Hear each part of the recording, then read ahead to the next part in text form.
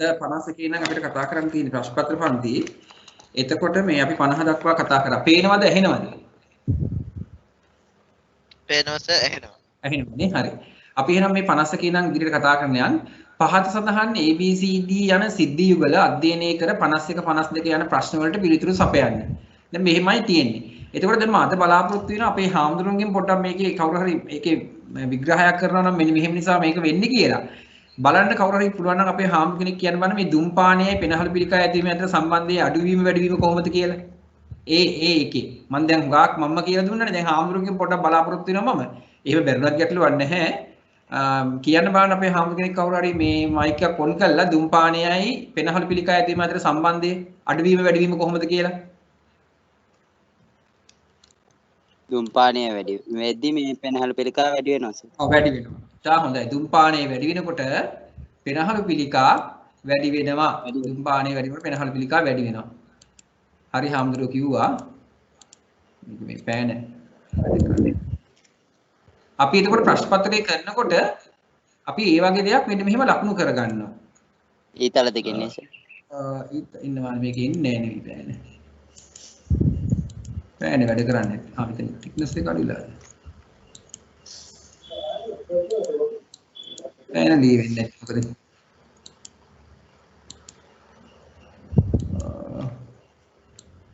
දැන් හරි. එතකොට ධූම්පානයේ වැඩි වෙනකොට අපි මේ වගේ ප්‍රශ්නකින් මේක ලකුණු කරන්නේ මෙහෙමයි. ධූම්පානයේ වැඩි වෙනකොට පෙනහළු පිළිකා ඇතිවීම මොකද වෙන්නේ? වැඩි වෙනවා. වැඩි. අපි ඔහොම ලකුණු කරගන්නවා. දැන් තව කවුරුහරි කියන්න බලන්න අපේ හාමුදුරු කෙනෙක්. ඔන්න දැන් මේ A එකේ තමයි අපි මේ ලකුණු කරේ. B එකේ කියන්න බලන්න සම්බල ආහාර පරිභෝජනයයි ස්ථූලතාවය ඇතිවීම අතර සම්බන්ධය කොහොමද කියලා? සම්බර ආහාර පරිභෝජනයේ අඩු වෙද්දී ස්ථූලතාවය වැඩි වෙන්නේ. සම්බල ආහාර පරිභෝජනය වැඩි වෙනකොට හැබැයි ඉතින් වැඩිම බලන්න. ඔව් සම්බල ආහාර පරිභෝජනයේ වැඩි වෙනකොට ස්ථූලතාවය ඇතිවීම අඩු වෙනවා. හොඳයි. ඊළඟට තුන්වෙනි එකට යන් අපේ මේ වෙන පිරිවෙනක හම්බ කෙනෙක් කියනවා නම් ඒත් හොඳයි ගැටලුවක් නැහැ කවුරු හරි උත්තර දෙන්නයි ඕන. බලන්න C අනාරක්ෂිත ලිංගික සම්බන්ධතා පැවැත්වීමයි HIV ආසාදනය අතර සම්බන්ධය මොකද්ද? අනාරක්ෂිත ලිංගික සම්බන්ධතා පැවැත්වීමයි HIV ආසාදනය වැඩිවීමයි. ඉතා හොඳයි. මේක වැඩිනවා අනිත් එකත් වැඩිනවා. අයඩින් ලුණු භාවිතයට ගැනීම ගලගණ්ඩේ ඇතිවීම. අයඩින් භාවිතය වැඩි වෙද්දී ගලගණ්ඩේ ඇතිවීම අඩු වෙනවා. අයඩින් ලුණු භාවිතය වැඩි වෙද්දී ගලගණ්ඩය අඩු වෙනවා. මම ඒක D එක ගාවින්ම ලියුවා. දැන් අපෙන් අහන්නේ පළමුවෙන්නේ වැඩිවීම දෙවැන්නේ වැඩිවීම. එතකොට මේකේ හරි ලේසි උත්තරේ ගන්න. මොකද්ද? A කවුද? A C නේද? මේ D එක මෙතන දිනවා හාමුදුරුවෝ. AC නේ.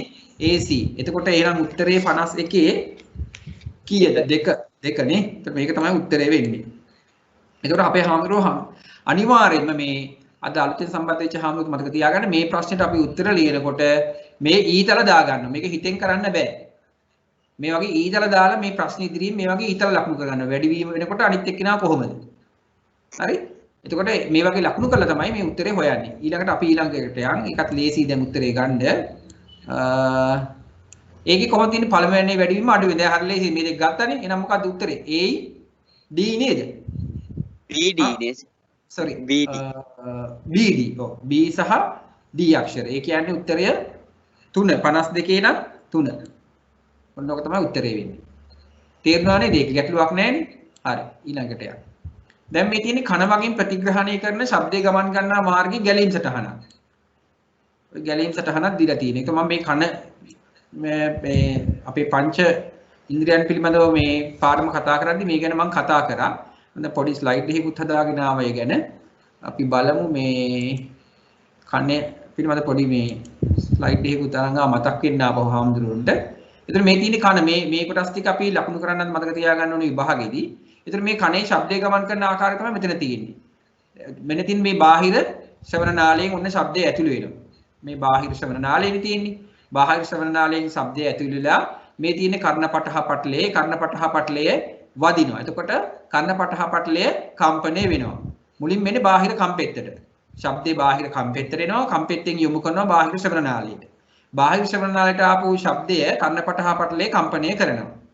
ඒතර කර්ණපටහ පටලයේ කම්පණය වෙනකොට ඊට සම්බන්ධ වෙලා තියෙන මුද්ගරිකාව නිගාතය සහ දරණකය කියන කුඩා ශ්‍රවණස්තිකා 3ක්.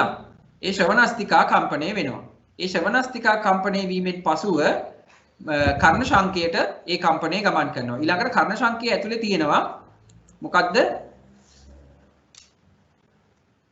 ශංකයේ ඇතුලේ තියෙනවා කර්ණ ශංක තරලය කියලා එකක්. කර්ණ ශංකයේ ඇතුලේ තියෙනවා මේ කර්ණ ශංකයේ ඇතුලේ තියෙනවා කර්ණ ශංක තරලය කියලා එකක්. ඒ කර්ණ ශංක තරලය කම්පණය වෙනවා.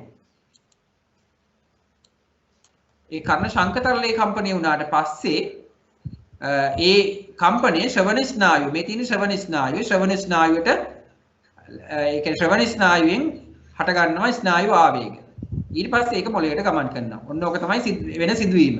ඒ ඔස්සේ බැලුවහම මේකට එන පිළිතුරු ටික හරි ලේසි හොයන්න. ශබ්දය, බාහිර කණ්පෙත්තය, බාහිර ශ්‍රවණ නාලය මොකක්ද ඊළඟට? මෙතෙන්ට එන්නේ. මොකක්ද එන්න ඕනේ? මෙතෙන්ට එන්න ඕනේ මොකද්ද? තරහා කරන පටලේ. කර්ණපටහ පටලේ. ඔව් මුද්ගරිකාව නිගාතිය දරණකේ ඊළඟට කාගාවට යන්නේ? ඊට පස්සේ කර්ණ ශාංකය නේස.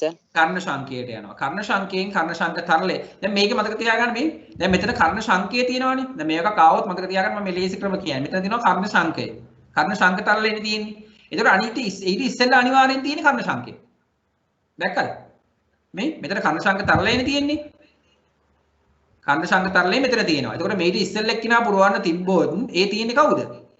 කර්ණ ශංකය. මෙතන තියෙන අනිවාර්යෙන් ඉන්නේ කර්ණ ශංකය. කර්ණ ශංකයෙන් පස්සේ ගමන් කරනවා ශ්‍රවණ ස්නායුවට. ශ්‍රවණ ස්නායුවට හාමුදුරු කිව්වා හරි. ඊට පස්සේ තමයි මොළයට ඒ ස්නායුව වාගේ ගමන් කරන්නේ. ඒ කියන්නේ උත්තරය 1. 1 නේද පිළිතුර? 1. ඊළඟට යන්. මේ පහසු ක්‍රම වලින් මතක තියාගන්න ඕන.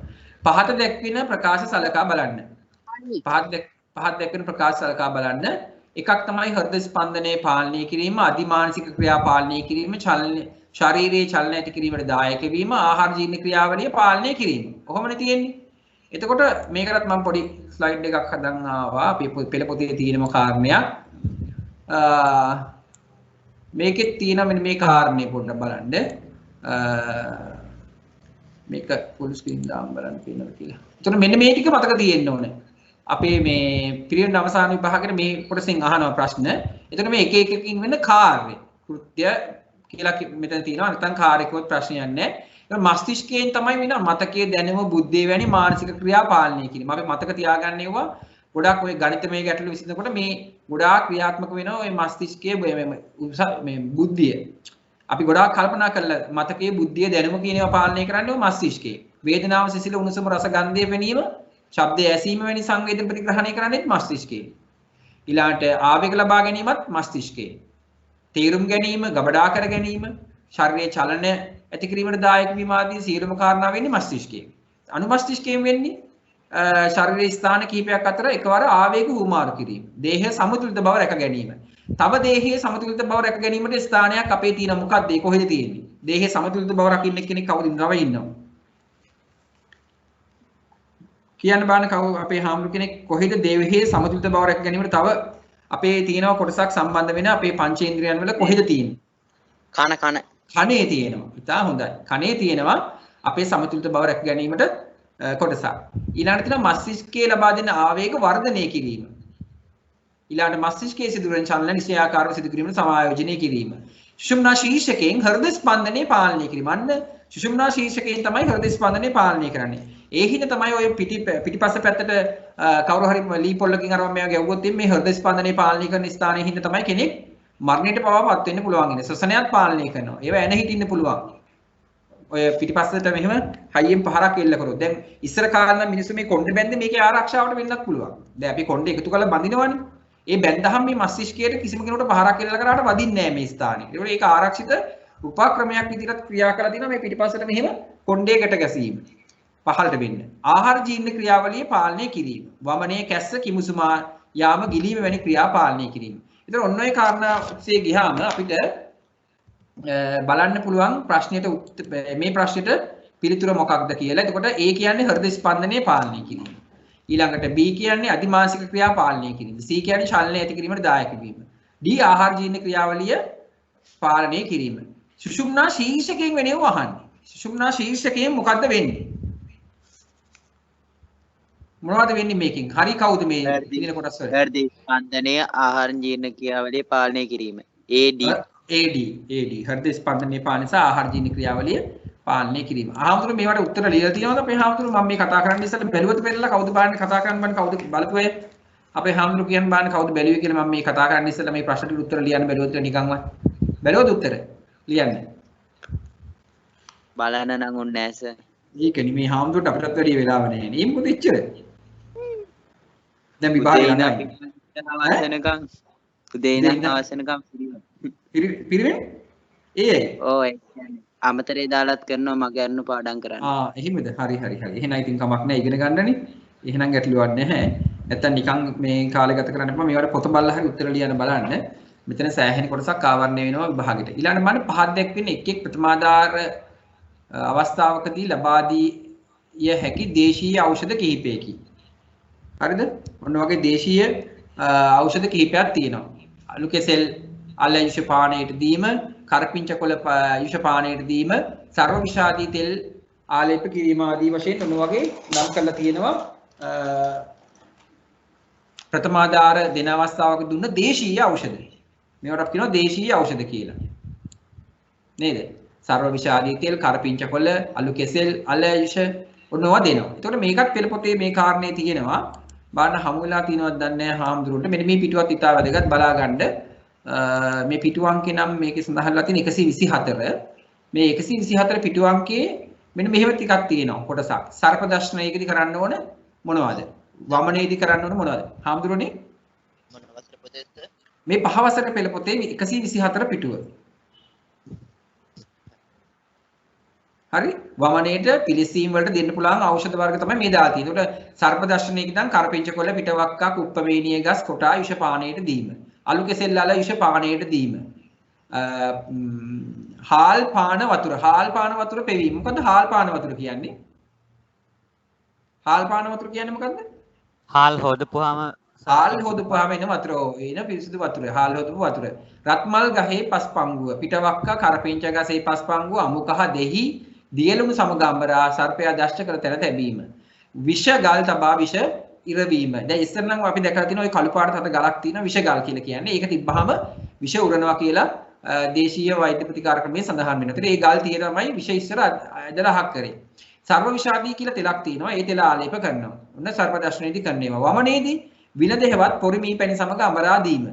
විලඳ කියන්නේ පොරි වලට ඒවා මී පැණිත් එක්ක අමරලා දෙනවා. කරාබු නැටි තලා උණු වතුරට දමා පානයට දීම.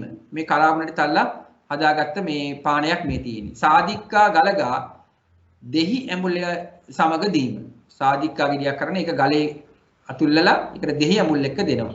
පිලිසීමේදී කෝමාරිකා මද ආලේප කිරීම, පැරණි මී පැණි ආලේප කිරීම. අලුත් මී පැණි නෙවෙයි පැරණි මී පැණි ටිකක් පරණ වෙච්ච මී පැණි ආලේප කරනවා. සීත උදක තෙල් ආලේප කිරීම. ඔන්න වගේ කාරණා ටිකක් මේ දේශීය වෛද්‍ය ප්‍රතිකාර ක්‍රමයේදී ගන්න සර්ප දර්ශනයේදී වමනයට සහ පිලිස්සීමට ඔන්න දෙන කීපයක් මේකේ සඳහන් වෙලා තිනවා. ඒක හාමුදුරු පොඩක් බලා ගන්න. ඒ කාරණා ටික වැදගත් වෙනවා විභාගයේ. ඒ ඔස්සේ ගියොත් එහෙම මේ දීලා තියෙන්නේ මොනවටද මේ දීලා තියෙන්නේ? ඒතකොට මේ ප්‍රථමාධාර දීලා තියෙන්නේ මොනවටද? සර්ප විෂයටයි ඊට පස්සේ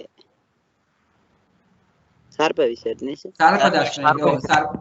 සර්ප විෂයට තමයි මේ ආලේප මේ ප්‍රථමාධාර කොටස සඳහන් වෙලා තියෙනවා. අලු කෙසෙල් දාලා දෙන්නේ, කරපිංච කොළ විෂ දෙන්නේ, සර්ව විෂාදී තෙල් දෙන්නේ ඔය සර්ප විෂයට. මේ හොඳට මතක තියාගන්න මේ කරපිංච කොළ කියන එක සර්ප විෂයම වෙන්න ඕනේ නැහැ.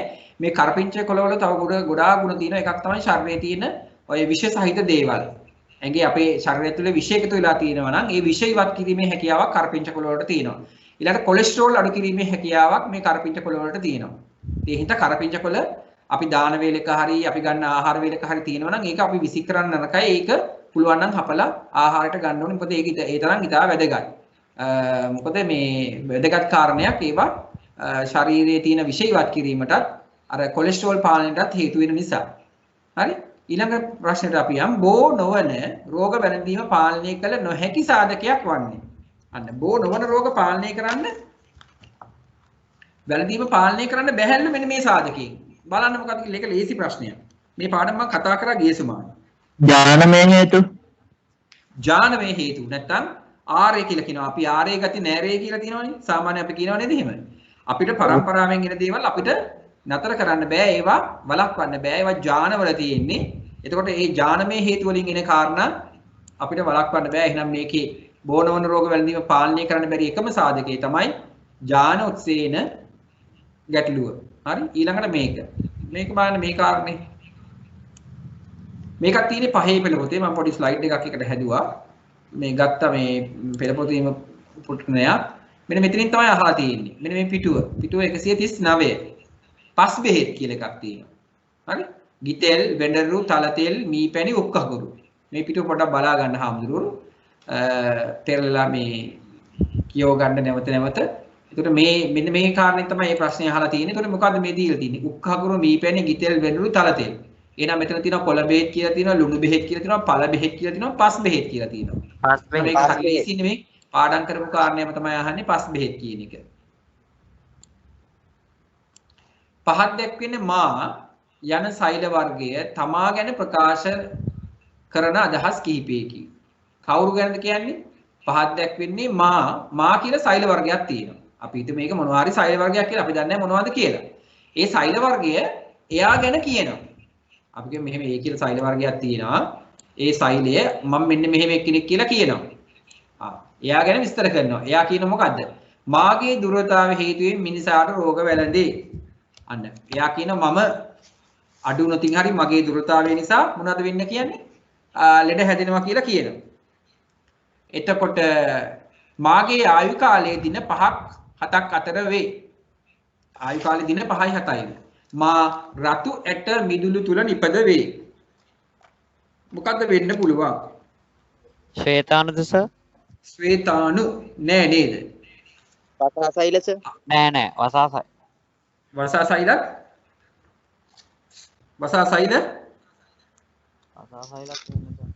වසාසයිලත් වෙන්න බෑ. ඔව්. කවුද එහෙනම් මේ? පට්ටිකා සෛල තමයි මේ කියන්නේ. බලන්න මේ පිටුව පෙළ පොතේ පහේ පෙළ පොතේ 46 පිටුවේ තියෙනවා පට්ටිකා සෛල වල ලක්ෂණ. රතු යට මෙදුළු තුල නිපද වේ, ප්‍රමාණය නිතා කුඩා වේ, ඝන මිලිමීටරයක් තුල සෛල 1,50,000ක් ලක්ෂ 4ක ප්‍රමාණයක් ඇත. මේවා සම්පූර්ණ සෛල නොවන අතර න්‍යෂ්ටියක් නොදරයි. ඔන්න න්‍යෂ්ටියක් නොදරන සෛල එකම වර්ගය තමයි මොනවාද? පට්ටිකා. මේ අනිත් තියෙනවේ න්‍යෂ්ටි තියෙනවා. හොඳද? පට්ටිකා නැහැ.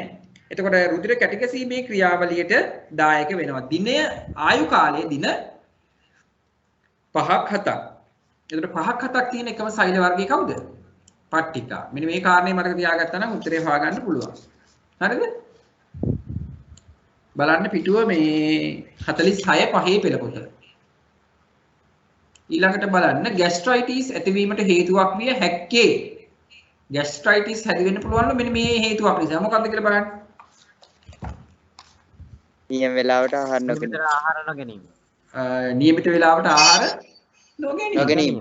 ඔව්. පළවෙනි එක තමයි වෙන්නේ. ગેස්ට්‍රයිටිස් ඇතිවීමට හේතුවක් වෙන්න පුළුවන් එකම හේතුව තමයි නියමිත වෙලාවට ආහාර මේ නොගැනීම. ඇත්තටම නියමිත වෙලාවට ආහාර ගත්තේ නැත්නම් මොකද වෙන්නේ? අපිට බඩගින්න ඇති වෙනවා. ඒ ඇති වෙනකොට අපි නිකන් ඉන්නේ තව අය කන දේවලුත් අපි දකිනවනේ. ඒ බඩගින්නත් එක්ක තව අය කන ඒවා දැක්කහම නිකම්ම අපි දන්නේ නැතුව ඉබේම අපේ ආමාශයට ආමාශික යුෂ ශ්‍රාවය වෙනවා. අපිට ඒක තේරෙන්නේ නැහැ. ඊට පස්සේ ආහාර මොනවාක්වත් නැති වුණාම මොකද වෙන්නේ? ඒ ආමාශය බිත්තියේ ජීර්ණය අර තියෙනුවෙන් මේ ආමාශය බිත්තියේ තියෙන පටක මේ අර එන්සයිම් වලින් මේ ජීර්ණය වෙනවා. ඒකයි වෙන්නේ. ඊට පස්සේ තුවාල හැදෙනවා. ඒක තමයි වෙන්නේ. ඒකයි නියමිත වෙලාවට ආහාර ගන්න කියන්නේ. ආහාර ගත්තේ නැත්නම් ওই කාරණේ වෙනවා. ඊළඟට මේ මල පහ කිරීමේ අවශ්‍යතාව කල් දැමීම කියන එක ඒක එච්චර ගැටලුවක් නෑ. මල පහ කිරීම අවශ්‍යතාව කල් දැමීම නිසා ඇති වෙන්නේ මල බද්ධය කියන එක. ඔව් මල බද්ධය ඇති වෙනවා. ආහාරයේ තන්තු සහිත ආහාර අඩුවීම. ඒක මල බද්ධයටයි බලපාන්නේ. අධික ලෙස ජලය පානය කරන එක හොඳයි. ජලය පානය කරා කියලා ගැටලුවක් ඇති වෙන්නේ නැහැ. එතකොට ඇඟ ඇතුලේ තියෙන ඔක්කොම විෂ ද්‍රව්‍ය මුත්‍රාව ඔස්සේ පෙරලා අහකට යනවා. ඊළඟට මල පහ සකස් වීමටත් ඒක මේ හොඳ අවස්ථාවක් ජලය වැඩිපුර පානය කිරීම. සාමාන්‍යයෙන් කෙනෙක් ජලය කොච්චර ප්‍රමාණයක් පානය කරන්න ඕනද? ජලය කොච්චරක් බොන්න ඕන කියලා තියෙනවද කෙනෙක්? ලීටර 3ක් 5ක්ද කිව්වේ? අපි පෙළ පොතේ තියෙනවා මෙන්න මෙහෙම බලන්න මේ පහේ පෙළ පොතේ මම දරන්නම් ඊටත් වැඩිය වෙනස් මතයක් මගේ තියෙන්නේ මේකේ තියෙනවා දිනකට ජලය ලීටර 1.5ක් පමණ පානය කිරීම පිටුව 7 පහේ පෙළ පොතේ. එන්නේ එහෙම සඳහනක් තියෙනවා. නමුත් ඇත්තටම අපි මදි නේද? ඇත්තටම මේ අපි ජලය පානය කරන්න ඕන ගාන අපි හදාගන්නේ කොහොමද දන්නවද? අපේ බර කිරනවා. අපි හිතමු බර 80යි කියලා. ඒක බෙදනවා 30න්. 30න් බෙදුවාම එන ගාන තමයි අපිට අවශ්‍ය ජල ප්‍රමාණය. අපි කියමු බර 100යි කියලා. එයාක බෙදනවා 30න්. 30න් බෙදුවාම එන ප්‍රමාණය තමයි අපි බොන්නවා. ඔය 1.5 කියන එක සාමාන්‍ය පොදුවේ ගත් එකක් නේ. ඒක ප්‍රමාණවත් මදි. ඇත්තටම බර මත තීරණය වෙනවා. අපේ බර මත තීරණය වෙනවා අපි පානය කළ යුතු ජල ප්‍රමාණය. ඒ හින්දා අපේ බර 30න් බෙදලා එන උත්තරේ ප්‍රමාණයක් තමයි අපි දිනකට පානය කරන්න ඕනේ. ඇත්තටම බෝතලයකට මැල්ලා දාලා පානය කරනවා නම් තමයි වඩා හොඳ. නැත්නම් අපි දන්නේ අපිට දිනකට අවශ්‍ය ප්‍රමාණය පානය වෙනවද කියලා. වඩාම හොඳ මනින ක්‍රමයකින් ජලය පානය කිරීම. ඒ කියන්නේ අපි මිනුම් කරන ලද හෝ වේලාසනින් අපි දැනගෙන තියෙන ප්‍රමාණයක් සහිත බෝතලයකින් වතුර බොන එක තමයි හොඳ. ප්‍රමාණය කොච්චරද? තමන්ගේ බර බෙදීම 30. අපිට 60යි මුත්‍රාවල වර්ණය අනුවත් හොයා ගන්න පුළුවන් නේද? මොකද්ද? මුත්‍රාවල වර්ණය අනුවත් හොයා ගන්න පුළුවන් මද්ද? මදිද කියන එක. ඔහිමත් හොයා ගන්න පුළුවන්. මොකද මුත්‍රාවල පැහැය ටිකක් මේ තද පාටකට වගේ එනවා. ඒකෙන් තද කහ තැඹිලි පාට හුරු වෙන්න පුළුවන්. ඒකත් බලපානවා. ඊටත් වඩා මේ බලපාන්නේ මේ ජලයේ පානය අඩු වුනහම වක්ගඩු වලට ගොඩක් හොඳ නෑ. ජලය වැඩිපුර අපි පානය කරන්න මොකද ඔය තිනේ ඔක්කොම පෙරලා අහකට යන්නේ. ඉතින් ජලයේ පානය කියන එක ඉතාම වැදගත්. අපේ හාමුදුරුවෝ හිමනම් හරිය ජලයේ පානය කරනවා අඩුයි. වඩා හොඳ ලිඳෙන් ගන්න නැති වතුර නම් ටැප් නල ජලය නම් අපි ගන්න ඒවා උතුරා නිවලා ෆිල්ටර් කරලා තමයි බොන එක ඉතාම සුදුසු. ප්‍රශ්නයක් නෑ. ඉතින් ෆිල්ටර් එකක් නැත්තම් කරන්න දෙයක් නෑනේ. ෆිල්ටර් එකක් නැත්තම් බොන්න වෙනවා. රත් කරගෙන බොන්න විදිහ නැත්තම් ඇලදුර බොන්න වෙනවා. ඒක වෙනම ගැටලුවක්. ඒක ප්‍රශ්නයක් නෑ. වඩාම හොඳ ක්‍රමය මං කිව්වේ. වඩාම හොඳ ක්‍රමය තමයි නල ජලය කියන්නේ ටැප් වලින් ගන්න වතුර රත් කරලා නිවලා ෆිල්ටර් කරලා බොන එක. මොකද ඒවැ අපිරිසුදු කොටස් ගොඩාක් තියෙනවා. බලන්න සාමාන්‍යයෙන් ඔය පාරේ ඉන්න වතුර ලයින් එකක් රෙදි කෑල්ලකට ගහලා තියලා කොච්චර බඩ ප්‍රමාණයක් එනවද කියලා. මොකද ඒවා 100%ක්ම පිරිසුදු නෑ අපි කොච්චර කිව්වත්. ඒ හින්දා අන්න ඒවා මතක තියාගන්න ඒ වකුගඩු වලට බලපානවා. ගොඩක් දැන් අපි නම් මෙහෙනම් එක බලපාන්නේ ඔය අනුරාධපුරයේ ලවණ එහෙම ගොඩක් සහිත ප්‍රදේශවල තියෙන පළාත්වල වතුර බොනකොට ඒක අනිවාර්යයෙන්ම කරන්න ඕනේ. ඊළඟට බලන්න මේක කසල කළමනාකරණය සඳහා නිවසේදී අනුගමනය කළ හැකි පහත් දැක්වෙන පිළිවෙත් අතුරින් වඩාත් සුදුසු යයි සැලකිය හැක්කේ කුමක්ද? කසල කළමනාකරණයේදී කොහෙද දහන්නේ? නිවසේදී අනුගමනය කළ හැකි වෙන කොහෙවත් නෙමෙයි. බලන්න මේ කියන කාරණා ටික. මේක කියනවා මොකද්ද? කියන්න. මොකද්ද කියන්නේ හම්බුනේ? නිවස එකතු වෙන අපද්‍රව්‍ය වර්ග කර ඉවත් කිරීම. නිවසේ එකතු වෙන අපද්‍රව්‍ය වර්ග කර ඉවත් කිරීම. ඒකද වඩාත්ම ගැලපෙන එක. ඒකත් පුළුවන් සර්. නිවසේ එකතු වෙන කසල පුරස්සා දැමීමත් පුළුවන් ගන්න. හරි. ඔන්න දැන් අපේ හාමුදුරුවෝ උත්තර දෙකක් කිව්වා. මට කියන්න බලන්න මේ අපේ හාමුදුරු කෙනෙක් තව මේ අර මේ කුරුණෑගල කියලා අපේ හාමුදුරු කියනවා G5 කියලා අපේ හාමුදුරු කියන්න මට ඉස්සරත් මම හිතන්නේ කතා කරා. මේ අර අපේ හාමුදුරු කියපු කාරණා දෙක පොඩ්ඩක් පැහැදිලි කරන්න පුළුවන්ද? මොකද්ද මේ කියන කාරණේ? දැන් අපේ හාමුදුරු කියනවා කසල පුලුස්සා දැමීම. ඒක හොඳයිද නරකයිද? ඒක නරකයි නේද? ඇයි නරක?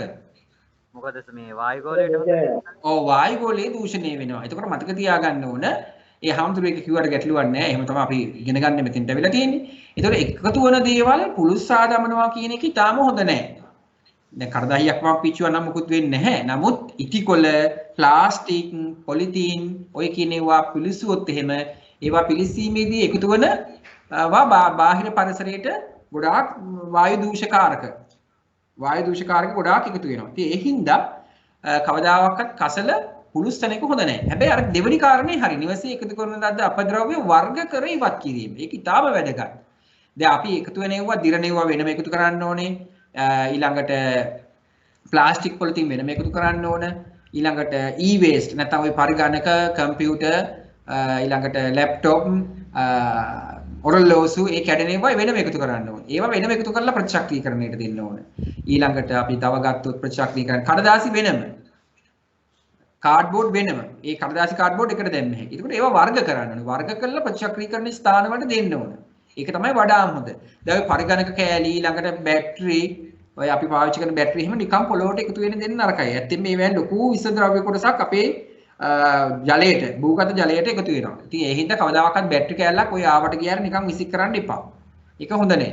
ඒවා වඩ ප්‍රතිචක්‍රීකරණ ස්ථානයකට දෙන්න පුළුවන් නම් වඩා හොඳයි. නිකම් පොළොවට ගියොත් එහෙම පොළොවට ඒවා තියෙන ඔය ඊයම් කියලා තියෙනවා. ඊළඟට පරිගණක වල නම් තියෙනවා ඒත් ඊයම් තියෙනවා. රසදිය තියෙන්න පුළුවන්. ඒවා පොළොවට එකතු වුණොත් එහෙම පොළොවට එකතු වෙලා නිකන් හිටින්නේ නැහැ. පසහරහා ජලයට එකතු වෙනවා. ඒ ජලයට එකතු වෙනවා කියන්නේ ජල මූලාශ්‍ර හරහා ඒ අපේ ශරීරයට අපිටම ආපහු ශරීරයට ඕවා එකතු වෙනවා. ඉතින් ඒ හින්දා ඔය ඉලෙක්ට්‍රෝනික අපද්‍රව්‍ය නිකන් එහෙ මෙහෙ විසික් කළ දාන එක නොකළ යුතු දෙයක්. පොඩි කොටසක් වුණත් කමන්නේ නැහැ. ලොකු කොටසක් වෙනකන් එකතු කළා කොයිට හරි දෙන එක තමයි වඩාම හොඳ. නිකන් පරිසරයට මුසු කළා විසික් කළ දාන්න එපා. ඒක ලොකු පරිසර හානියක් සිදු වෙන්න කාරණයක්. ඊළඟට යකඩත් එහෙමයි. යකඩ වෙනම යකඩ එකතු කරන අයට දෙන්න ඕනේ. ඇලුමිනියම් එකතු කරන ඒ පිරිස්සෙන බෝතල් පත්‍ර එකතු කරන අය ඒ අයට දීලා මුදලකුත් හම්බ වෙනවා. ඒ වගේ දෙයක් කරන්න ඕනේ. ඉතින් කවදාකවත් කුළුසල දාන්න එපා. නිපදවන ක්‍රියාව මොකද? නිවසේදී අපද්‍රව්‍ය නිපදවන ක්‍රියාවන්ගෙන් වැළකී සිටීම. මේක අපිට ප්‍රායෝගික කරන්න බෑ නේද? මේ කියන කාරණේ ප්‍රායෝගික නෑනේ. අපිට කවදාකවත් මේ නිවසේ මේවා එකතු වෙනවා කියලා අපිට කන්න බොන්න නැතුව ඉන්න බෑ. ඒක කරන්නත් බෑ. වීදුරු බෝතල් වලට වැඩ ඔක්කොම නතර කරන්න වෙනවා. ඒක අපිට කවදාවත් කරන්න බෑ. ඉතින් ඒ හින්දා ඒක ප්‍රායෝගික දෙයක් නෙමෙයි. ඊළඟට වීදුරු බෝතල් වෙනුවට ප්ලාස්ටික් බෝතල් භාවිත කිරීම. ඊට වැඩිය භයානකයි. ඉතින් ඒ හින්දා ඒ වගේ දේවල් කරන්න හොඳ නැහැ. වීදුරු බෝතල් වෙනුවට ප්ලාස්ටික් බෝතල් භාවිත කිරීමත් ඒ තරම්ම සුදුසු නෑ. ඒකට අනුගමනය කර යුතු සුදුසුම කාරණේ තමයි අර කිව්වේ මොකද්ද? නිවසේදී එකතු වෙන අපද්‍රව්‍ය වර්ග කර ඉවත් කිරීම. මෙයා මෙන්න මේක තමයි පිළිතුර නිවැරදි. අපි ඊළඟ කොටසට යන්. බලන්න මේකෙත් තියෙන පහ සඳහන් ABC සිද්ධිරුගල් අධ්‍යයනය කර 61 62 ප්‍රශ්න වලට පිළිතුරු සපයන්න. හරි මේක අපේ හාමුදුරුවෝ උත්තර කියමු. මොනවද බලමු උත්තර තියෙන්නේ? ක්‍රීඩා හා ව්‍යායාම කිරීම ශරීරයේ නිරෝගීතාවය. මට කියන්න බෑ අපේ හාමුදුරුවනේ මොකද්ද මේ දෙක අතර සම්බන්ධය කියලා. ඒක සර් හරි. ව්‍යායාම එක්කම පස්සේ සර් මේ නිකන් ඉන්නවට වැඩිය ක්‍රියාකාරීත්වයත් එක්ක මේ නිරෝගීතාවය මේ දහණය වෙනවා. එතකොට වැඩිද? මේ වැඩි. හරි. ඊළාට යෝගී ව්‍යායාම වලදී මානසික ආත්මය ඇතිවීම මේක යෝගී ව්‍යායාම වැඩි වෙනකොට මානසික ආතතිය අඩු වෙනවා. අපි ඊතරේ දානවා. මව දරුවාට මව් කිරි දීම අම්මා කෙනෙක් ළමයාට කිරි දෙනවලු. ඒක වැඩි වෙනකොට ප්‍රතිශක්තිකරණය ගියසුමානි කරාම ප්‍රතිශක්තිකරණයත් වැඩි වෙනවා. මේක මම ගියසුමානි පාඩමේ කරා අන්තර්ජාල පිළිවෙලනේ. ඊළඟට ප්‍රථමාධාර පිළිබඳ නොදැනීම වැඩි වෙන්න රෝගික බේරා ගැනීමේ හැකියාව මොකද වෙන්නේ? වැඩි වෙනවද අඩු වෙනවද? අඩු වෙනවා.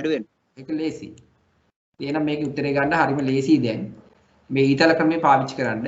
පළමුවෙන්නේ වැඩිවීම දෙවන්නේ වැඩිවීම කෙරෙහි බලපාන්නේ කවුද එතකොට? A B නේද? A B නෙමෙයි C නේද? A C the? AC. AC. ඒ කියන්නේ 61 නේද මේ ප්‍රශ්නේ? 61 පිළිතුර AC දෙකනේ මේක. ඔව් මේක. ඊළඟ පළමුව වැඩිවීම අඩුවීම බලපාලා තියෙන මොකක්ද එතකොට? මේකයි. BD මේකනේ. ඒ කියන්නේ 62 4. ඕක නේද? හරිනේ? හරි. ඊළඟට අහනවා 63. බෝ නොවන රෝග වැළඳීමට ප්‍රධාන වශයෙන් හේතු වන්නේ. මට කියන්න බලන්න බෝ නොවන රෝග කීපයක්. බෝ නොවන රෝග කියන්න බලන්න මට කීපයක්. මේ හේතු වෙන්නේ නැහැ නේද සර්? ජානමය හේතු. ඔව් ජානමය හේතු කියන්නේ හැමදෙරේ රෝගයක් නෙමෙයි. ජානමය හේතු කියන්නේ සාමාන්‍ය රෝග ඇතිවීමට බලපාන්නා වූ කාරණයක්. හරිද? පිළිකා, හෘදයාබාධය, දියවැඩියාව, කොලෙස්ටරෝල්. ඔව්. අන්න හරි. ගොඩක් හොඳයි. ඒ කියපු ඔක්කොම රෝග හරි. බෝන වන රෝග කියන්නේ අන්න අර ඒ වගේ ඒවා. ඒ කියන්නේ දිලීර බැක්ටීරියා වෛරස් සහ පරපෝෂිතයන්ගෙන් හැදෙන්නේ නැති රෝග වලට අපි කියනවා මොනවද? ඒ වගේ ඒවාට අපි කියන්නේ මොකද්ද? මොන රෝගද? දිලීර බැක්ටීරියා වෛරස් වලින් දිලීර බැක්ටීරියා වෛරස් සහ පරපෝෂිතයන්ගෙන් හැදෙන රෝග වලට අපි කියනවා බෝ වන රෝග. ඔව් එතකොට ඒකට ඒවා බෝ කරන්න සාධකයක් එළියෙන් බාහිරින් අපිට මොනම ක්‍රමයකින් හරි එක්ක වාතයෙන් එක්ක ජලයෙන් එක්ක මේ පරිසරයෙන් කොහෙන් හරි ඇතුළු වෙන්න ඕන. ඒවට අපි කියනවා බෝ වන රෝග කියලා. මේ අහන්නේ බෝනව නෙමෙයි. මේවා කාටවත් බෝ වෙන්නේ නැහැ. අපි හිතමු අපිට ප්‍රෙෂර් එක තියෙනවා. මට ප්‍රෙෂර් එක තියෙනවා. මම ළඟ ඉන්න කෙනාට ප්‍රෙෂර් එක කවදාවත් හැදින්නේ නැහැ. මට කොලෙස්ටරෝල් තියෙනවා. ළඟ ඉන්න කෙනාට කවදාවත් කොලෙස්ටරෝල් හැදින්නේ නැහැ. මම ළඟ හිටියයි කියලා. තේරුණාද? අන්න ඒ වගේ වට අපි කියනවා බෝ නොවන රෝග කියලා. ඒකට බෝ නොවන රෝග වලට බලපාන්නේ මොනවද මේ කියන ඒවායින්? ප්‍රධාන වශයෙන් බලපාන්නේ මොනවද? මේ අහන්නේ ප්‍රධාන වශයෙන් ප්‍රධාන වශයෙන් අහන්නේ. යහපත් ජීවන රටාව. යහපත් ජීවන රටාව. යහපත් නිමිතින අයහපත්. ඔව්. අයහපත් ජීවන රටාවනේ. අයහපත් ජීවන. ඔව්. ඊළඟට අයහපත් ජීවන රටාව. ඥානමය සාධක. ඥානමය සාධක. ඔව්. දැන් මේක කියලා දහමකට උත්තරේ කිව්වේ. සර් මේ දෙවෙනි එකේ උත්තරේ මොකද්ද සර්? දෙවෙනි එකේ කියන්නේ 62ද? හරි සර්. ඕක තමයි උත්තරේ සර්. මේ තුන්වෙනි එක. ඔව්. දැන් මේ අහන්නේ මේකේ. මේකේ අහන්නේ මෙහෙම. දැන් මේක ටිකක් හිතන්න ඕනේ ප්‍රශ්නයක්. බෝ නොවන රෝග වැළඳීමට ප්‍රධාන වශයෙන් හේතු වන්නේ ප්‍රධාන කැලලක් දාලා තියෙනව නේද? මේක දානවා ප්‍රධාන වශයෙන්. එහෙනම් අපි ගන්න මේක අන්න මේක විතරයි ගන්න ඕනේ. මේක ගන්න බෑ අපිට. ඥානමය හේතු හැමෝටම නෑනේ. නේද? ඔය තැලසීමියාව ඒ වගේ හේතු වලින් හැදෙන රෝග හැමෝටම නෑ. එහෙනම් ප්‍රධාන වශයෙන් දැන් හොඳ ප්‍රශ්නයක් ඔය තියෙන්නේ. ඔක හොඳම ප්‍රශ්නයක්. එතකොට මේ දැන් මේක ශිෂ්‍යෝ මේ ප්‍රශ්නෙට අහු වෙනවා. මේකට ගහනවා. එතකොට මේකේ මොනවද මේ අපේ මේ ප්‍රශ්නේ හදන මේකට අපි කියන වණුකන්ද කියලා මේවැ තියෙන මේ කාරණා ඊටාම වැදගත්. බෝ නොවන කියලා එකක් ඒක රෝගයක් වැළඳීමට ප්‍රධාන වශයෙන් කියලා තව කැලලක් දානවා. ප්‍රශ්නේ තව විස්තර කරලා තියෙනවා. එතකොට ඒව ගැනත් අපි සැලකිලිමත් වෙන්න ඕනේ. ඒතකොට දැන් බැල්ලාකත් අපේ හැමෝම මේකට උත්තරේ ගෙහුවා නම් එහෙම මේක වැරදි උත්තරේ. ඒතකොට බලපහන්නේ මේ ප්‍රධාන කැලල නැත්තම් ඔන්න ඔයා අපේ හැමෝම කියපු කාරණේ හරි වැළඳීමට හේතු වන්නේ කියලා හෙවුවා නම් ඔන්න ඔය මේක හරි. මෙතන ප්‍රධාන කැලලකුත් තියෙන නිසා ඒකට උත්තරේ වෙන්න ඕනේ මොකද්ද?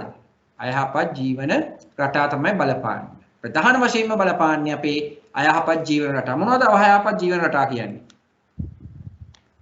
කියන්න බෑ අයහපත් ජීවන රටා ටිකක් මට.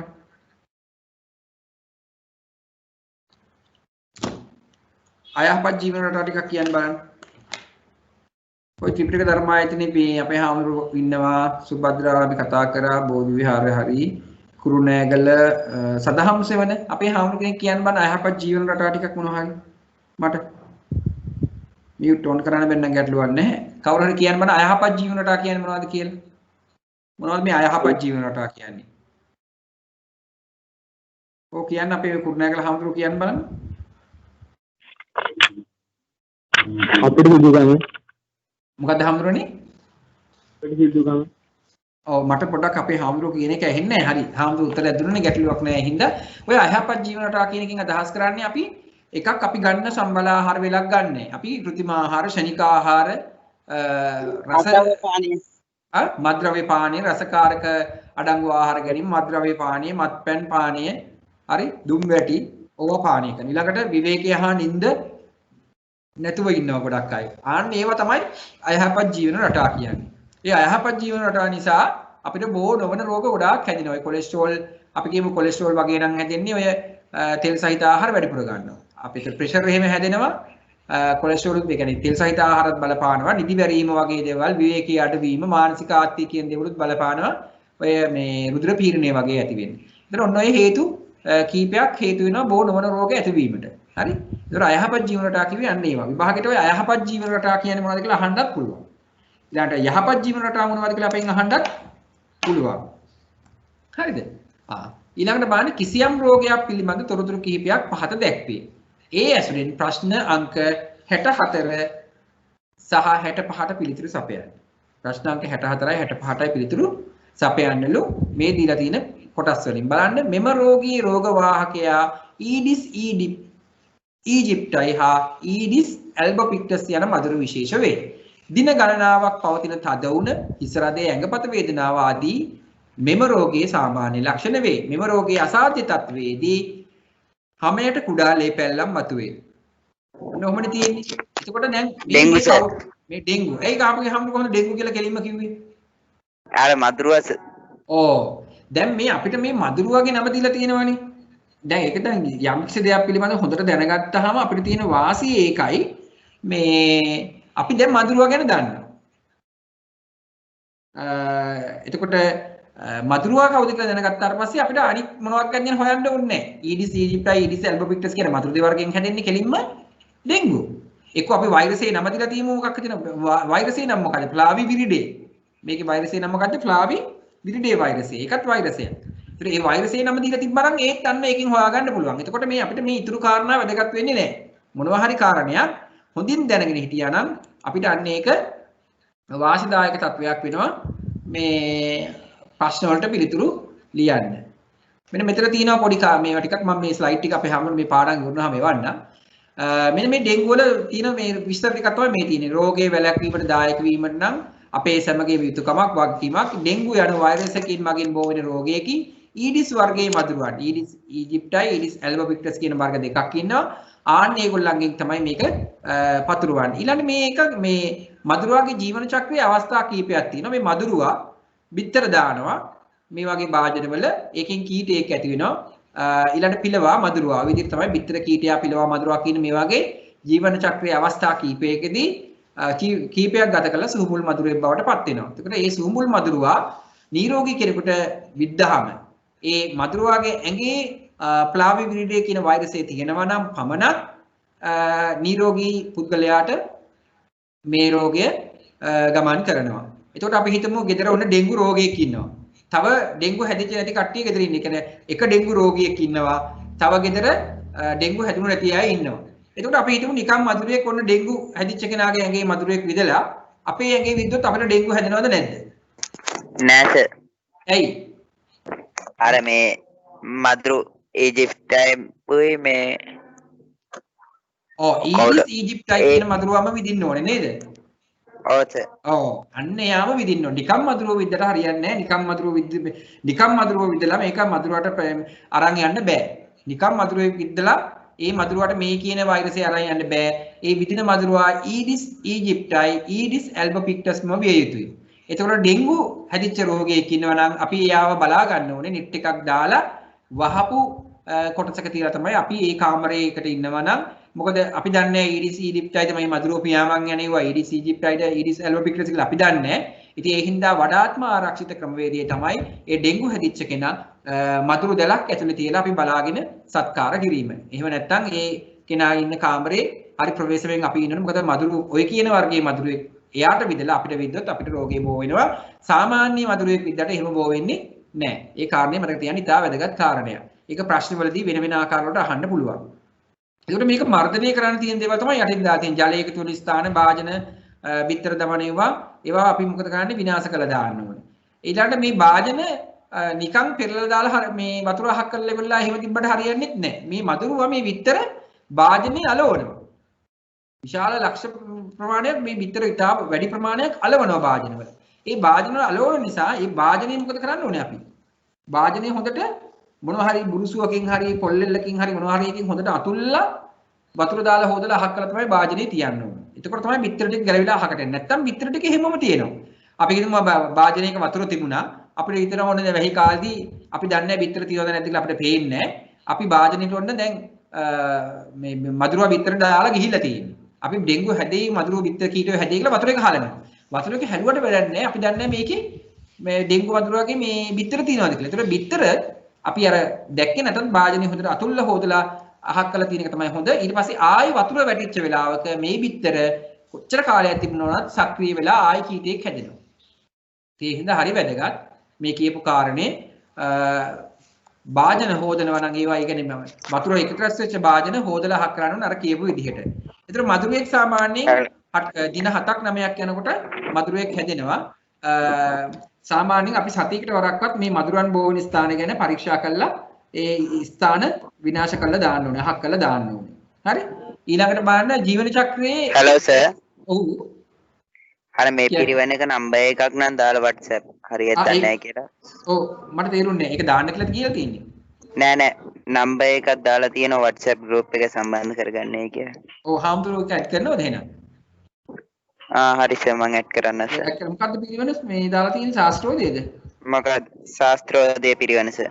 හරි. ඒක ඇඩ් කරගන්නකෝ ඒකට. අපි තව ඉන්න අය බලලා මේ සම්බන්ධ කරමු. මේ අපිත් අනිත් ඉන්න අය මේකට සම්බන්ධ නැති අය මේ ත්‍රිපිටක ධර්මායතනෙ හිම සම්බන්ධ වෙලා තියෙනවද මේ අපේ මේ ධම්ම දින්න පිටුනේ හාමුදුරුවෝ ත්‍රිපිටක ධර්මායතන සම්බන්ධලා තියෙනවා. දන්නේ නැහැ සර් ඒක නම් හරියට මේ මම ත්‍රිපිටක නම් ඇඩ් ධර්මායතන කරලා නැහැ සර්. දන්නේ. ඔය කමන්නේ කතා කරලා බලන්න. ඔයා තමයි ඇහුවේ. ඔව් හරි. මේ පිටුනේ ඇඩ් කරගන්න එහෙනම්. මහ පිරිවෙනන්නේ ශාස්ත්‍රෝදේ මහ පිරිවෙන ඇඩ් කරගන්න මේ WhatsApp group එකට දාන්න. ඒකට එයිනේ. ටිකට එයිනේ. හරි. ඊළඟ මේ ලක්ෂණ දීලා තියෙනවා මේ ඩෙන්ගු රෝග ලක්ෂණ. තද වුණ වමනේ ඔක්කාරය හිසරදය ඇඟපත වේදනාව ඇස් වේදනාව නොයාදී දේවල් තියෙනවා. එතකොට මේ තියෙන්නේ ඩෙන්ගු රෝග ලක්ෂණ. අවදානම් රෝග ලක්ෂණ තමයි අර එහා පැත්තේ තියෙන්නේ. එතකොට ඒ කියන්නේ මේක රක්තපාත තත්වයකටපත් වුනහම මේ සමහර අවස්ථාවලදී මේ ඔය අපි කියමු මේ අප්‍රාණික තත්වයේ නුරුස්සන ගතිය අධික මේ හැමයට තද ලේ පැල්ලම් ඇතුළු වෙන එක ඒ වගේ ඒවා ගොඩාක් ඒවල් ඇති වෙනවා. මොකද්ද මේ රක්තපාත තත්වයටපත් වුනහම ඔය ලක්ෂණ ටික තියෙනවා. හතරේ පොතේ අපේ හැමෝටම මම ඔය ඉතින් කිව්වා පොඩ්ඩක් ඒක බලා ගන්න. මම ආයෙ මතක් කරන්න අවශ්‍ය වෙන එකක් නැහැ. වෙලාව වෙනවා අපරාධිනේ. ඉතින් පොඩ්ඩක් මේ ලක්ෂණ ටිකත් බලා ගන්න. මට කියන්න 84 පිටුව සර්. 84 පිටුවේ තියෙනවලු. අන්න මේ පිටුව බලා ගන්න. ආපහු. හරි? 84 පිටුවේ ඔක තියෙනවා ඒ කාරණේ. හරි? මම මේවා පස්සේ එවන්නම් හම්බුනට. ඒතර බලන්න එහෙනම් මේ ලක්ෂණ අනුව දැන් අපේ හාමුදුරුවෝ මේක හොයාගන්න ලේසි ක්‍රමයක් කිව්වා. මේ මధుරාගේ නම දන්නවා නම් අපිට අනිත් හොය ඉන්න දෙයක් නැහැ. කෙලින්ම ඩෙන්ගු කියලා හොයාගත්ත හැකියි. හරිද? එමය හොයාගන්නේ. මම ඔයවා කියලා දීලා තියෙනවා මේ ප්‍රශ්න පත්‍ර පන්තියේදී ලේසි ක්‍රම. ඒවා දැන් හාමුදුරුවෝ අල්ලන් තියෙන්නේ. මම ගැන සතුටු වෙනවා. ඊළඟ මෙම රෝගී රෝග කාරකයා බැක්ටීරියාවගේ වෛරස් එකේ දිලීර එකේ පරපෝෂිතයි. කවුද මේ රෝග කාරකයා? ඩෙන්ගු රෝගය. මදුරුවෙක් දැන් මේ හරි මදුරුවා තමයි. දැන් මේ අහන්නේ රෝග කාරකයා අහන්නේ. වෛරස් එකක් සර්. වෛරස් එකේ කියන එක නේ. රෝග කාරකයානේ අහන්නේ. වාහකයා කියන්නේ එක්කෙනෙක්. කාරකයා කියන්නේ අපිට මේ වාහකයා කියන්නේ අපිට රෝගේ ගෙනෙන එක්කෙනා. වාහකයෝ කීප දෙනෙක් ඉන්නවා. මැස්සා, මදුරුවා ඊළඟට අපිට ඉන්නේ අන්නේම තමයි ගොඩක් අය. මැස්සයි මදුරුවා තමයි අපිට රෝග ගොඩක් අරන් ඉන්නේ. ඉතින් ඒගොල්ලන්ට අපි කියනවා වාහකයෝ කියලා. කාරකයෝ කියන්නේ දිලීර බැක්ටීරියා වෛරස් සහ පරපෝෂිතයෝ කියන අය. ඒවා තමයි කාරක. ඉතින් මේ අහන්නේ කාරකේ. කාරකයේ වෛරසයක් මේක. තේරුණාද? එතකොට මේ කොලරාව කියන්නේ බැක්ටීරියාවක්. ඒක තමයි කාරකේ. ඒක බැක්ටීරියාවක්.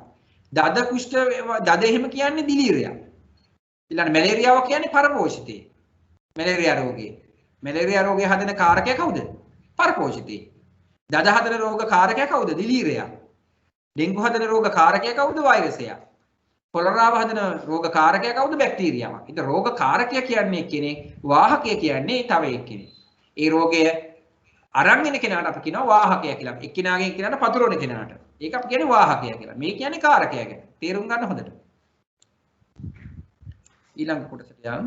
මේකේ ඊළඟ ප්‍රශ්නේ අංගුත්තර නිකායේ රෝග සූත්‍රයේ සඳහන් පරිදි මිනිසාට වැදෙන මානසික රෝග හටගන්න අකුසල මූල තුන. අකුසල මූල තුනක් අහන. මේ ඔක්කොම තුන ඒවා තියෙනවා. වාපිත්සෙන්, ආපෝ තේජෝ වායෝ, ලෝභ දේශ මොහ, සද්ධා බුද්ධි විතර්ක. ඒතර අංගුත්තර නිකායේ තියෙන විදිහට මේකේ අහනවා කවුද මේ මානසික රෝග හටගන්න අකුසල මූල? ලෝභ දේශ මොහයස. ලෝභ දේශ මොහ තමයි බලපාන්නේ. ලෝභ දේශ මොහ.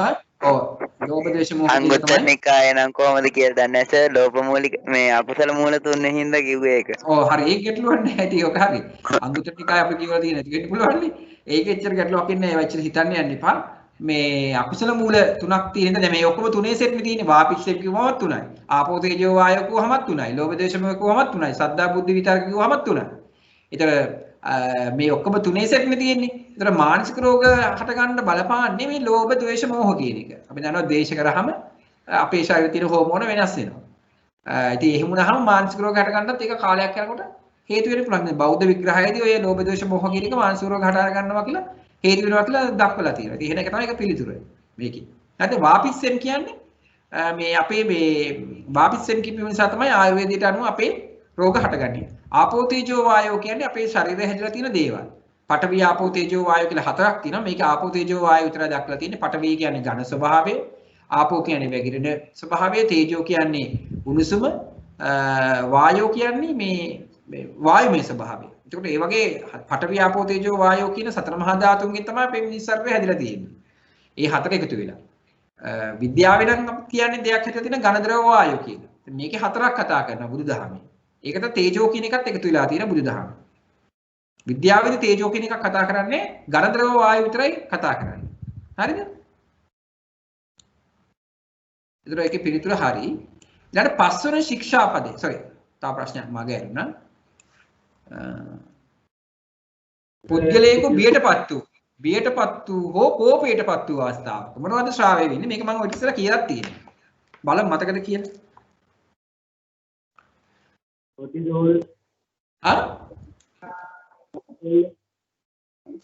cortisol කෝටිසෝල් හෝමෝනේද? අපේ හාමුදුරුවෝ කියනවා මේ කෝටිසෝල් හෝමෝනේ කියලා. මොකද කියන්නේ අනිත් අපේ හාමුදුරුවෝ?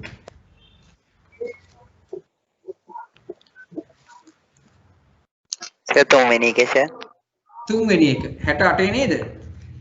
68 67 ඔව් 67 තුන්වෙනි එක. ඇල්ඩෙස්ටරෝන්ද? හරි. අපි පොඩ්ඩක් බලමු මේ මොනවද මේ කියන්නේ කියලා.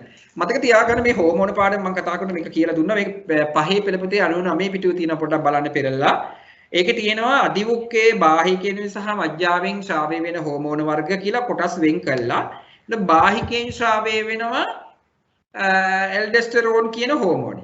බාහිකයෙන් ශ්‍රාවය වෙනවා වුක්ක බාහිකයෙන්. වුක්ක බාහිකය කියන එක මම අන්තර්ජාල පිරිවෙනේදී පෙන්නුවා. වුක්ක බාහිකයෙන් ශ්‍රාවය වෙනවා ඇල්ඩෙස්ටරෝන් කියන හෝමෝනය. එතකොට ඒකේ කාර්යය තමයි මුත්‍ර සමග පිටවී යන ලවණ ප්‍රමාණය යාමනය කිරීම. එතකොට අපිට ලවණ ශරීරයට අවශ්‍ය වෙන ප්‍රමාණය තියාගන්න ක්‍රියාත්මක වෙන්නේ මේ ඇල්ඩෙස්ටරෝන් හෝමෝනය කියන එක.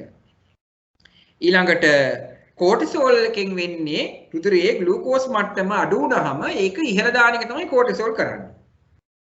ඇඩ්‍රිනලින් කරන්නේ කෙනෙක් බියටපත් වුනහම හෝ කෝපයටපත් වූ අවස්ථාවක ඒට ගැළපීම සඳහා ඒකට මුහුණ දීම සඳහා ශරීරයේ සූදානම් කිරීම. ඒක කරන්නේ ඇඩ්‍රිනලින් ග්‍රන්ථි වලින්. මං කිව්වා අධිවුක්ක ග්‍රන්ථි කියලා වකුගඩුවට ඉහළින් වකුගඩුව මෙහෙම නම් ඊට උඩින් වකුගඩුවට ඉහළින් තියෙනවා කිව්වා. මොකද්ද? අධිවුක්කය කියන එක. අධිවුක්කය. අධිවුක්කය. ඒකෙන් ශ්‍රාවය කරනවා කාවද? ඇඩ්‍රිනලින්. ඒ අධිවුක්කෙන් ශ්‍රාවය වෙන ඇඩ්‍රිනලින් වලින් තමයි මොනවද වෙන්නේ? කෙනෙක් බියටපත් වුනහම හෝ කෝපයටපත් වූ අවස්ථාවක ඒට ගැළපීමට ශරීරයේ සූදානම් කිරීම කරන්නේ. මේක පහේ පෙළ පොතේ 99 පිටුවේ පොඩි රූපයක් තියෙනවා 95 රූපය කියලා අධිවුක්ක ග්‍රන්ථි කියලා නම් කරලා තියෙනවා. අන්නේ ග්‍රන්ථි වලින් තමයි ඔය ඇඩ්‍රිනලින් කියන එක ශ්‍රාවය කරන්නේ. ඒකෙනුත් මජ්ජාවේ. බාහිකය කියන්නේ පිටින් තියෙන කොටස, ඒකට ඇතුලින් තියෙන කොටසට අපි කියනවා මජ්ජාව කියලා. ඒ මජ්ජාවෙන් දෙකක් ශ්‍රාවය වෙනවා. එකක් තමයි ඇඩ්‍රිනලින්. දැන් ඔය කියපු කතාව මම කිව්වා ඒ ගැන. නොරැඩ්‍රිනලින් කියන තව එකක් ශ්‍රාවය වෙනවා.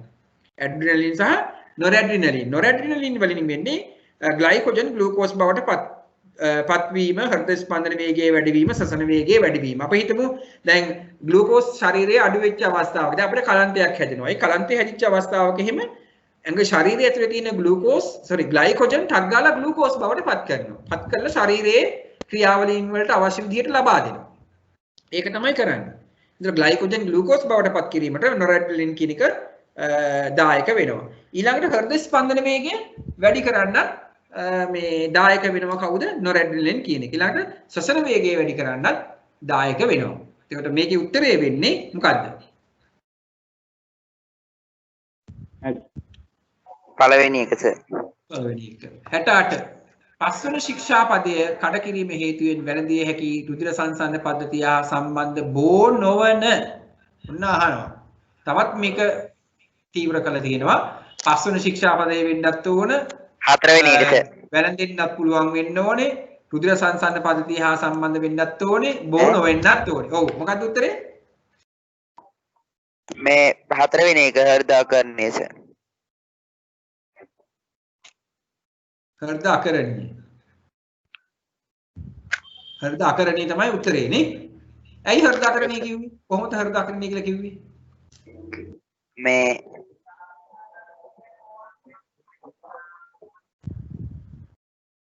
පැහැදිලි කරන්න අමාරුද? දැන් පස්වෙනි ශික්ෂාපදයේ ඒ කියන්නේ අර සුරාමේරියනේ මද්දවේ පානියෙක් මේ ඔව් මේ හෘද අකරණීය තමයි ඇති වෙන්නේ. මේ හිමෝෆීලියාව කියන එක ආවේනික රෝගයක්. ලියුකේමියාව කියන්නේ සිදුරු ප්‍රමාණය වැඩි වීම නිසා හැදෙන එකක්. පීනස කියන්නේ ශ්වසන පද්ධතිය අපි කතා කරන පීනස කියන රෝගී තත්වය. එතකොට මේකේ මේ හිමෝෆීලියාව කියන එක හැදෙන්නේ නැහැ ওই පක්ෂණ ශික්ෂාපදයේ කඩ කිරීමෙන්. පස්වෙනි ශික්ෂාපදේ කියන්නේ මේ සුරාමේරේ මජ්ජපමා දට්ඨානා වේරමණීනේ. ඒතර සුරාමේරේ කියන එක මේ හෘද අකරණේ කියන එකට බොහෝ බලපානවා. එහෙනම් මේකයි පිළිතුර. හරිනේ? ඊළඟ කොටසට යන්. ඊළඟ ප්‍රශ්නෙට ශීතපයි සත්වයින්ගේ රුධිර සෛල පිළිබඳ පහත සහ ලක්ෂණ සලකා බලන්න. න්‍යෂ්ටියක් තියනවලු රට ඇත මිදුළු තුන නිපද වෙනවලු ආයු කාලයේ සතියයිලු ඇමීබාකාර චලන දක්වනවලු. හරිද? ඔන්න මේ මේ තියෙන ලක්ෂණ. මේ ලක්ෂණ ABCD කියලා ලක්ෂණ කිහිපයක් දීලා තිනවා. A කියන එක්කෙනා මෙන්න මේ ලක්ෂණේ තියෙනවා, B කියන එක්කෙනාට මේ කියන ලක්ෂණේ තියෙනවා, C කියන කෙනාට මේ කියන ලක්ෂණේ තියෙනවා, D කියන කෙනාට මේ කියන ලක්ෂණේ තියෙනවා. එහෙනම් ඉහත සඳහන් ලක්ෂණ අතුරෙන් රතු රුධිර සෛල, සුදු රුධිර සෛල හා පට්ටිකාවලට පොදු ලක්ෂණයක් අඩංගු වර්ණය දැක්වෙන ඉංග්‍රීසි අක්ෂරය. මේ තුනටම පොදුයිලු. මේ තුන් දෙනාටම පොදු එකක් ගන්න. මොකද්ද? B මේ දෙවෙනි එක. ඔව් රට ඇත මිදුළු තුන නිපද වේ කියන එක. නේද? ඔව් අපි දන්නවා අපි රුධිර මේ පාඩම ඉගෙන ගන්නකොට මේ රතු රුධිරාණු, සුදු රුධිරාණු සහ රුධිර පට්ටිකා කියන මේ කොටස් තුනම නිපද වෙන්නේ රතු ඇට මිදුළු තුල කියලා අපි ඉගෙන ගන්නවා. එහෙනම් අපේ හාමුදුරුවෝ කියපේක හරි උත්තරේ මේක. ඊළඟට මේවා විනාශ වෙන්නේ කොහෙද? මේ රතු රුධිරාණු, සුදු රුධිරාණු, රුධිර පට්ටිකා කියන විනාශ වෙන්නේ. ආත්මාවේදී. තව එකක් තියෙනවා. මතක් වෙයිද? නැද්ද? තව එකක් තියෙනවා. ප්ලීහාවේදී. මොකද්ද? ප්ලීහාවේ. ඔව් අක්මාවේදී ප්ලීහාවේදී කියන මේ දෙතෙන්දීම විනාශ වෙනවා. ලියලා තියාගන්න අක්මාවේ සහ ප්ලීහාවේදී. කොහෙද විනාශ වෙන්නේ? රතු රුධිරාණු විනාශ වෙන්නේ අක්මාවේදී හා ප්ලීහාවේදී. ඒ විනාශ වෙනකොට ඒ වැය තියෙන යකඩ අක්මාවෙන් උරා ගන්නවා. අනිත් තියෙන කොටස් ටික මුත්‍රා සමග සහ මල සමග වැඩක් නැති ඒවා එළියට බහිස්ත්‍රාවී ද්‍රව්‍ය විදිහට ඉවත් කරනවා. ඔන්න ඔකයි වෙන්නේ. ඊළාට ඔව් කියන්න අපි මේ ශාස්ත්‍රෝදය පිළිවෙලින් කතා කරන අද තමයි මේක සම්බන්ධ කරගත්තේ. ඔව්. අපිට පුළුවන් නේද අර අතපසු වෙච්ච පාඩම් ටික අල්ලගන්න. ඔව් ඒක මෙහෙමයි කරන්න ඕනේ. හැම දැන් මේකේ රෙකෝඩින් දාලා තියෙනවා. හාමුදුරුවෝ රෙකෝඩින් බලන්න දන්නවද? දන්නේ නැහැ. ඔව් WhatsApp නම්බර් එකක් තියෙනවා නම් මට මේ ප්‍රශ්න පත්‍ර කරපු පාඩම් ටික හැමෝටම WhatsApp එකට එවන්න පුළුවන්. WhatsApp නම්බර් එකක් තියෙනවද? දැන්ට නැද්ද? මේ ශාස්ත්‍රෝදය මහ පිළිවෙලේ කී දෙනෙක් ඉන්නවද අපේ මේ ඒක දැම්ම නේද WhatsApp නම්බර් එක chat එක දාලා තියෙන WhatsApp නම්බර් එක. WhatsApp නම්බර් එක දැම්ම නේද? එහෙනම් WhatsApp නම්බර් එකට අපි එවන්නම් මේ පාඩම් ටික මම හදලා මේ WhatsApp නම්බර් එකට පාඩම් ටික මේ කියන්නේ ප්‍රශ්න පත්‍ර පන්ති කරපු ටික මේ ශාස්ත්‍රෝදය මහ පිළිවෙලට එවන්නම්. එතකොට ඒක මේ ඒ ලින්ක් එකක් මම එවන්නම්. ඒ ලින්ක් එකේ තියෙනවා මේ ප්‍රශ්න පත්‍ර පන්තියේ ඔක්කොම රෙකෝඩින් ටික. ඒ ටික එතකොට අපේ මේ මහ පිළිවෙනේ අපේ ශාස්ත්‍රෝදය මහ පිළිවෙලට බලන්න මේ ශාස්ත්‍රෝදය මහ පිළිවෙල කොහෙද තියෙන්නේ? සඳ ලංකාවේ. සඳ ලංකාවේ කුරුණෑගල. අපේ හාමුදුරුවෝ කී දෙනෙක් ඉන්නවද මේ සැරේ විභාගෙට? මේ සැරේ විභාගෙට 6 දෙනෙක් ඉන්නවා. 6 දෙනෙක් ඉන්නවනේ. හරි. මම මේ ලින්ක් එක එවන්නම්. දැන් අපේ WhatsApp group එකට ඇඩ් කරගත්තද මේ අපේ ධම්මරතන පිරිවෙනේ හාමුදුරුවෝ මේ නම්බර් එක? සර් ධම්මදින්න සර් මේ ඔව් ධම්මදින්න. ඔව්. මේ සර් මේ ඇඩ් කරගත්තේ නැහැ පන්ති ඉවරනවාන් පස්සේ ඇඩ් කරනවා කියලා. ඔව් ඇඩ් කරන්න. එතකොට මේ ශාස්ත්‍රෝදය මහ පිරිවෙනට මම මේකේ ලින්ක් එකක් එවන්නම්. අපේ හාමුදුරුවෝ මේ ඒ ලින්ක් එක හරහා මේ පාඩම් ටික ඔක්කොම බලන්න. හරි නේද? දැන් පන්ති ඉවර කරනවද? ඔව් දැන් ඉවර කරනවා. මේ 70 වෙනි ප්‍රශ්නේ කතා කරලා ඉවර කරනවා. හෙට උදේ පාන්දර 4:00ට පන්තිය තියෙනවා. හරි. අපි ඊළඟ ප්‍රශ්නෙට යන්. බලන්න මේකේ 70 වෙනිකම් විතරයි කතා කරන්නේ. පහ සඳහන් ප්‍රකාශ අතරින් වැරදි ප්‍රකාශය තෝරන්න. මේ තෝරන්න බලන්න අපේ හාමුදුරුවෝ කල්පනා කරලා බලන්න. මම දැන් උත්තර කියන්න ඕනේ නැහැ. ආහාර මාර්ගයේ දෙපසින්ම උඩ සහ යට විවෘත වූ නාලයක් ලෙස හැඳින්විය හැකිය. හරිද? ඊළඟ එක හරි සර්. ඒක හරි. උඩ පැත්තෙන් කට තියෙනවා පල්ලෙහා පැත්තෙන් ගුද මාර්ගය. ඊට පස්සේ ජීර්ණයට අවශෝෂණයට භාජනීය වූ ආහාරවල ජලය හා ලවණ උරා ගන්න ලබන්නේ මහාන්ත්‍රය මගිනි. හරිද වැරදිද? ඒකත් හරි නේ සර්. ඒකත් හරි. අපි දන්නවා මහාන්ත්‍රයෙන් තමයි ජලය උරා ගන්නෙ. ඊළඟ ජීර්ණ වූ ආහාර අවශෝෂණය කරනු ලබා ගන්නේ ආමාශයෙනි. නෑ සර් කුඩා බඩවැලේදී. නැත්නම් කුඩා අන්ත්‍රයේදී. කුඩා අන්ත්‍රයේදී නැත්නම් කුඩා බඩවැලේදී තමයි උරාගන්නේ මේ අපේ මේ ආහාර ජීර්ණ වෙච්ච ඒවා. හොඳයි මේ අපේ හාමුදුරුවෝ ගොඩක් දැන් දියුණුලා තිනවා මේ කරුණු හොරකක් දන්නවා. මම ඉතින් හරි සතුටු වෙනවා මේ මහන්සිලා හරි මේ පන්තිය කරන එකෙන් එක්කෙනෙක් දෙන්නෙක් හරි මේකෙන් ප්‍රයෝජනය ගන්නවා කියලා දැන් තේරෙනවා. සතුටු වෙන්න පුළුවන්. උණ්ඩුකය හා උණ්ඩුක පුජ දැන් මේ කාරණා ටිකක් ගැඹුරු කාරණා. මේවා මතකත් හිටින්නේ නැහැ. දැන් ওই ධම්මරත්න පිරිවෙනේ අපේ හාමුදුරුවෝ උත්තර දුන්නා හරි. ඒතකොට කුඩාන්තරෙදි තමයි මේවා ධම්මදින්න පිරිවෙන. ඔව්. ධම්මදින්න පිරිවෙනේ මේ හාමුදුරුවෝ උත්තරේ දුන්නා හරි. ඒතකොට මේ අවශෝෂණය කරගන්නේ මේ කුඩා බඩවැලෙන් නැත්නම් කුඩා අන්ත්‍රයෙන්. උණ්ඩුකය හා උණ්ඩුක පුච්චේ අවයව යුගල ආහාර ජීවන සඳහා ප්‍රයෝජනවත් කාර්යයක් ඉටු නොකරයි. ඒ කාරණේ හරිද? හරි නේද ඒකත්? එතකොට මේකේ වැරදි ඒකත් හරි. ඒ උණ්ඩුකේ උණ්ඩුක පුච්චය කියන එක ඒ තරම් ලොකු ප්‍රයෝජනවත් කාර්යයක් කරන්නේ නැහැ. උණ්ඩුක පුච්චයෙන් කරන්නේ ඔය අපේ මේ ඔය වී පොතු ඊළඟට ගල් ඒ වගේ දේවල් අපි ගින්නොත් එහෙම ඒකට පිරලා එහෙමම තියෙනවා. ඒකට උණ්ඩුක පුච්ච ප්‍රදාහය හදන පස්සේ අපි මොකද කරන්නේ? ඕක සර්ජරි එකක් කරලා නැත්නම් ඔපරේෂන් එකක් කරලා අයින් කළා දානවා. ඕක තමයි උණ්ඩුක පුච්ච ප්‍රදාහයේදී වෙන්නේ. ඒතකොට ඒක ශරීරයේ ආහාර ජීර්ණ පද්ධතියේ කිසිදු දායකත්වයක් දරන්නේ නැහැ. ඒතකොට මේකේ උත්තරේ වෙන්නේ 73. මෙන්න මේක තමයි වෙන්නේ. අවශෝෂණය කරන්නේ ආමාශයෙන් කවදාවත්. අවශෝෂණය කරන්නේ කුඩා ආන්ත්‍රයේදී ඊළඟට ජලයයි ජීර්ණයට ලක්වූ ආහාර වල තියෙන ලවණයි උරාගන්නේ මහා ආන්ත්‍රයෙන්. එතකොට අපේ අර හාමුදුරුවෝ කිව්වා හරිය. එතකොට අදට අපි මම මෙතනින් පාඩම මේ නතර කරනවා. අපි ඊළඟට හෙට උදේ පාන්දර 4